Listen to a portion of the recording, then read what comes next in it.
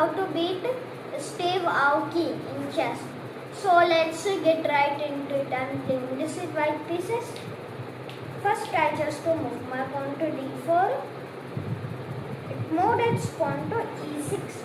So I can move my pawn to e4, controlling this both square. It brought out its queen early. If we do queen to h4, which is a bad move in this situation because now it is threatening this pawn.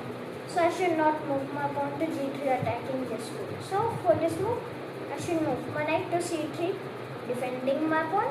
It moved its pawn to c5, offering for a trade which I will accept.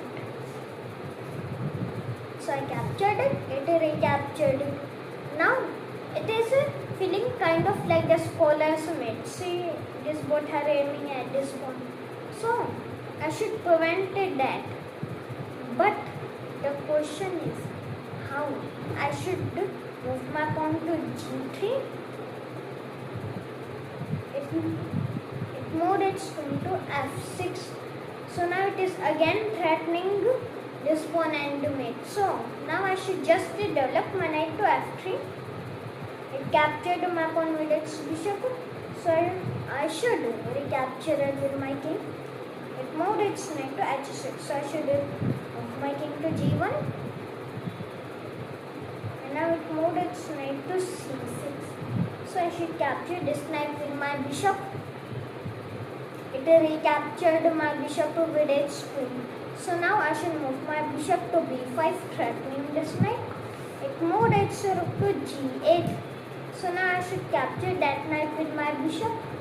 It recaptured my bishop with its pawn. So, see, now I should try to attack this queen. But I can actually do, but not on this move. With knight to e5 and knight to g4, attacking this queen. It moved its queen to e7. So now I should try my best to get my knight to c7. Because then it would be a fork. That's why I should try to get it here. So now I should move my king to f1. It moved its pawn to g6, controlling these two squares instead of these two. So now I should move my king to e1. It moved its queen to c5. See, now it is controlling this diagonal extra. This and this square also extra, and you can't forget these many squares also from the rook's power, because a queen is combined of a rook and the bishop. So now for this move I should try to trade queens, but I can actually offer a trade of queens, but not this move. For this move I can move my knight to a4, attacking this queen. It moved its queen to b5. So now I should retrieve my knight to c3, again attacking it. It captured my opponent b2 with its queen. So I should move my queen to c1.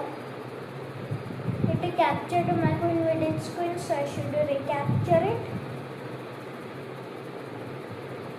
It moved its pawn to g5.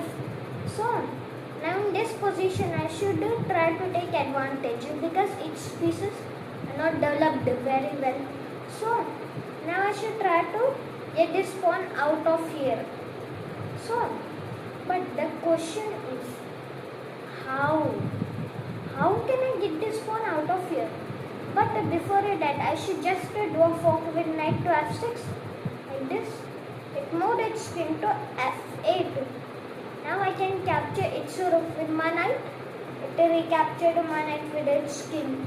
So now I should try to check the king. But before that I should move my pawn to h4.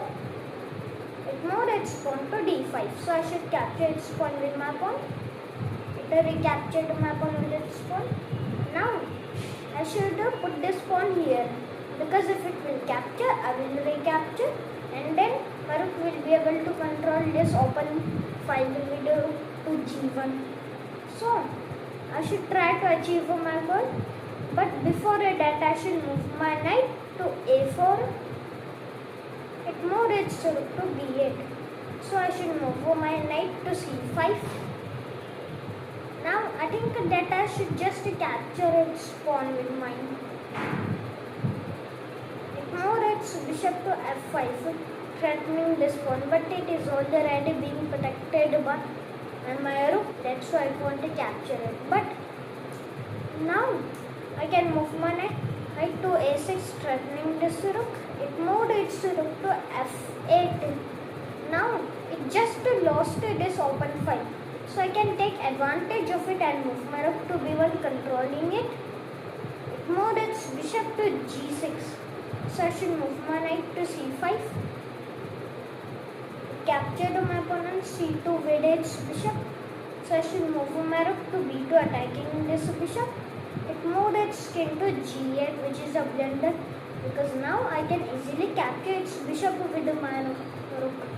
It moved its king to e8, checking me. So I should move my king to d1. It moved its pawn to a5.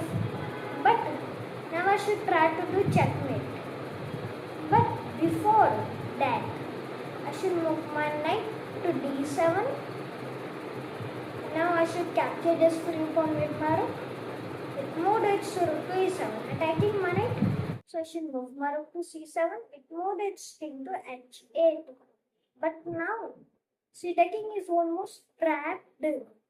So I should take advantage of that and move my rook to h6. It moved its king to g7, threatening my rook. But now I should try to check the king. But I can't do this one. Actually, I can with these two moves, but they are just blunders because my rook will get captured. That's why. So, what I can do for this move is that I can move my pawn to a4. It moved its rook to e3. So, I should move my knight to f6. And then now it moved its pawn to d4. So, I should move my king to d2, attacking this rook. It moved its rook to e6. So now it is threatening this knight, but it can capture it. I will capture and it will capture my rook. So I will lose material.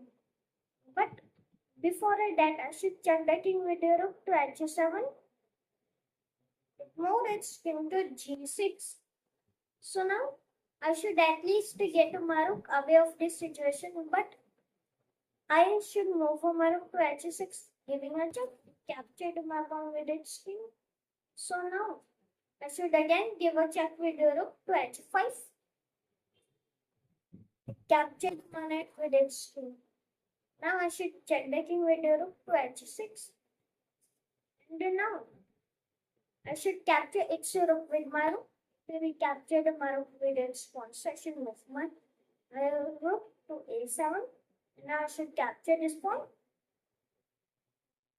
Now this pawn. I captured my pawn, so I should advance my pawn to a5, a6, a7. Now I should move my rook to e6. And now finally I can promote my pawn to a queen, which is my best move. Now I should move my newly promoted queen to f8, rook to g6. And now my queen to h6 to do check.